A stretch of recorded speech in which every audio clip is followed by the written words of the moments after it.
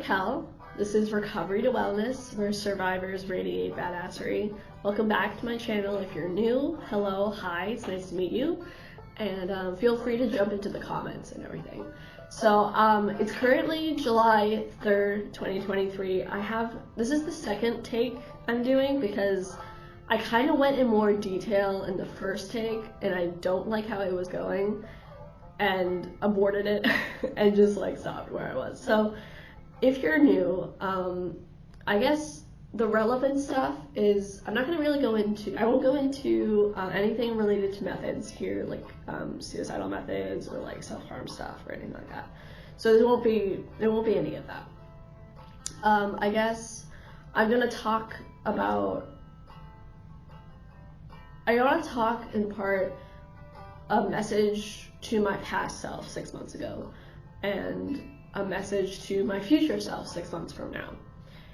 And I'm hoping that while I do this and I kind of get a new portion of my recovery story out there, that it will help someone to either hear what I'm saying now from what I went through 6 months ago, to also maybe applying to their own recovery journey, or maybe it's just relevant or whatever it might be. So if you're new to my channel, hi, hello. Recovery to Wellness is like the official logo would be a rainbow lighthouse, a 7-color rainbow lighthouse, because you guys are like my little lighthouses. That's our name that I made up. And I am almost 30. I'll be turning 30 this year. I love rainbows, I love lighthouses, I love unicorns. I love colorful things and glitter, like sparkly things. Love all that. I also am an avid artist. I write a lot of Loki centered Avengers fan fiction and also now House MD related fan fiction. I write a lot about hurt, comfort, and overcoming adversity through physical and mental health struggles and conditions and ailments. Videos, which I'm still kind of new at, but I do like doing videos. I do film photo shoots, so those are fun. I've been doing that the last year. I also do on my channel hauls, like stationery hauls if that exists still, and art supplies or just antique shop places. I actually got this at an antique shop, and I also do outfit kind of videos sometimes, maybe, I don't know. I do some makeup videos. I've tried. I don't know what I'm doing, but I'm trying. And then I also do mental health recovery videos and sharing some of the groups that I do at work. I work at a psych hospital as a group facilitator. I have been working at a psych hospital as a staff member for about a little over a year and a half now, I suppose, just not in the same position. And lastly, I also do a lot of NAMI advocacy work within mental health conditions recovery. I won't really go into necessarily the nitty-gritty of my diagnoses. I love books. I'm at the library and I love books, and books are such a comfort for me, and also something that my perfectionism gets in the way of a lot. But I will always love books. I love books so much. I hope and dream to plan and create and publish my own books one day, and like fiction stuff and nonfiction stuff and all of that. And I love books so much. So that's kind of a little bit about me. And for what is relevant, I want to talk about where I was 6 months ago, but more so not just where I was 6 months ago, but where I am now and how different that is since then. And I also want to talk about any kind of, I guess, advice. I don't know, I'm not supposed to give advice, so from what is helpful in my experience to maybe be helpful for someone else's experience, if it helps. And also where I want to be 6 months from now. Over the course of 3 years, I was psychiatrically hospitalized 12 times. And my longest, in 2016, I went 9 months hospital free, which means I wasn't in a psych hospital setting as a patient. Then I went back in and out, and then Valentine's Day 2018, I went into my 12th hospitalization, and then I was hospital free for like 5 years, honestly. We just rounded up to 5 just because it was like 4 years and 10 months, but it was essentially 5 years. And a lot of that was attributed to the fact that I went to a long-term day program, and I learned a lot of dialectical behavior therapy skills, and that helped a lot with like distress tolerance and emotion regulation and mindfulness. At the last year in 2022, in about November, I started to try to go back to my day program because I was kind of having some other kind of like physical health symptoms and such, and I wanted to I was just like, yeah, I probably need like extra support in a sense. So I was trying to go back there, and then in December, one of my doctors had mentioned that my frequent and consistent forgetfulness could be attributed to one of my medications. So with my psychiatrist, we were like, yeah, it's a pretty good time to like, you know, just lower it a little bit and just see how it goes. Didn't go well. Spoiler. But we went down on my meds, and there was one night that I came home from work, and I was just really, I don't know, I got angry. And the next day, this was like a couple days before Christmas, and I was out of the house, and I was just, you know, going here, going there, whatever, running some errands. I wanted to go to TJ Maxx, that kind of thing. And somewhere along the line, I made a decision to act, I guess. And I got as far as realizing that I had a method, and I had a, like, in the moment hatched plan, and that I was already acting in terms of that, in terms of suicidality, to be clear. Not because I wanted to die, but because I was so angry that I just wanted something to be destroyed. I wanted destruction. I was craving it. I needed it. And it didn't matter to me if I was caught in the crossfire. And I honestly considered it for longer than I should have. And I realized that those 3 things, and I realized if I told anyone that, they would hospitalize me. And I didn't want to be hospitalized because I was like, no, I don't want to go backwards in my recovery kind of thing. So I was like, okay, I'm just gonna leave what I'm doing and completely take myself out of the situation and just not. So 2 weeks later, I was still struggling, or like a week later, I don't remember now. But a little while later, I was still struggling. I was talking to my therapist, and my therapist was like, you have to go, I want you to get evaluated, go to crisis, and go to the ER, go to crisis, and have them evaluate you, because I don't think either you go to the ER willingly, or I'm going to call a wellness check. So I went to the ER, and while I was at the ER, I actually started doing a lot of my DBT skills. A little late, but I started doing a lot of DBT skills. I started making safety plans. I started to do a lot of those things. Identifying opposite action and like all those things and stuff like that. The coping skills I could use, all of that. I eventually go into the ER, and they assessed me, and I think especially once I told them my history, they were like, yeah, we're just gonna hospitalize you just to cover all the ground, in a sense.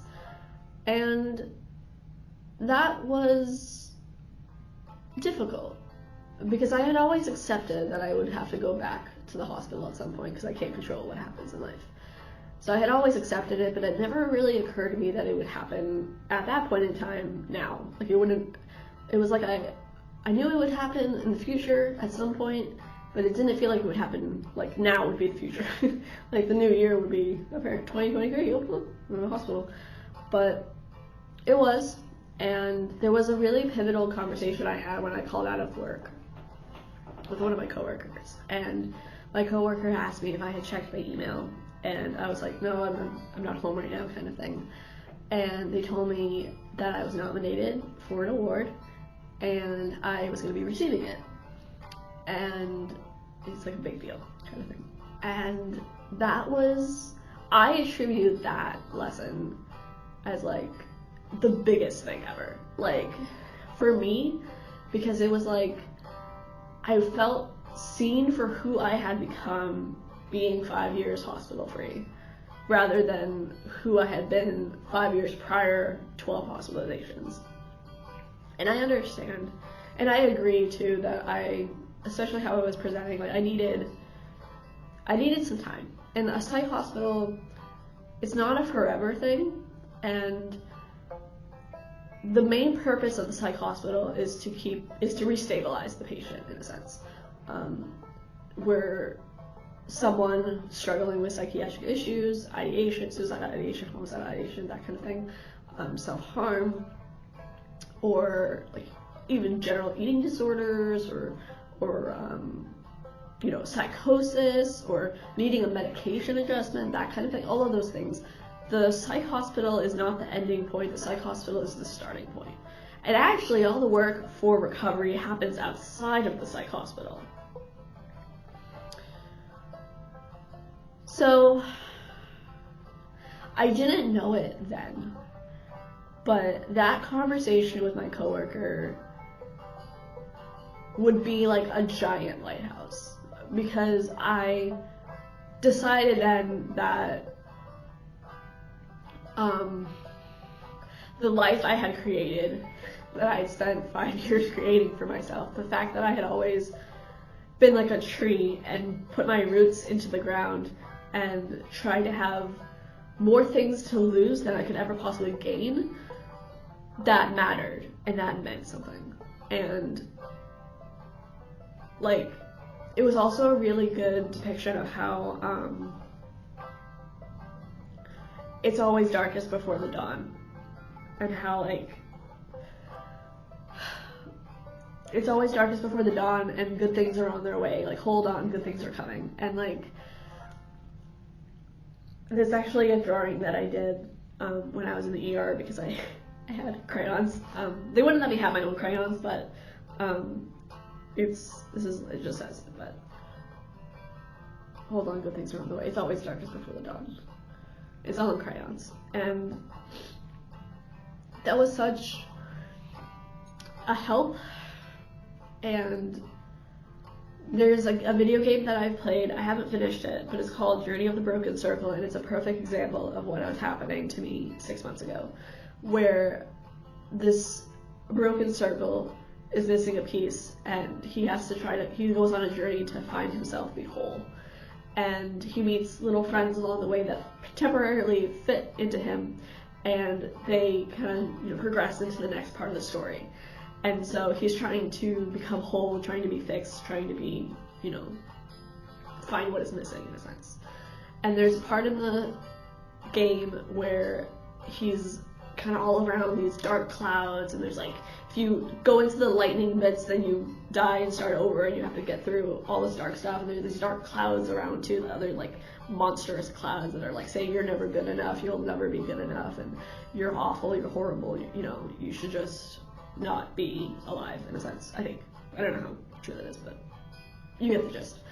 And then once you get past that point of the darkness, this like, the whole atmosphere changes, because then it's like, you go up in the clouds, and there's light and colorfulness and rays of sunlight, and the music changes, and like the characters, the other like hot air balloons are in the air, and like, that was such a good, it reminded me of that, in a sense, when I was there 6 months ago, where I was like,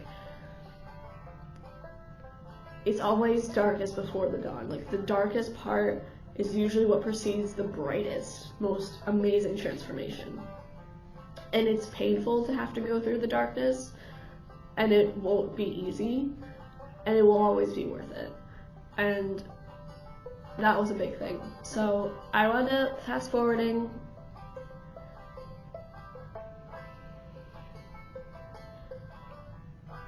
Six months ago, I there's anything I could tell myself from 6 months ago, is that it's going to get better. And everything's going to be okay. Everything will be okay. And sometimes we don't know why we struggle. And it can still be moved through. And maybe it's to help someone else going through something similar. And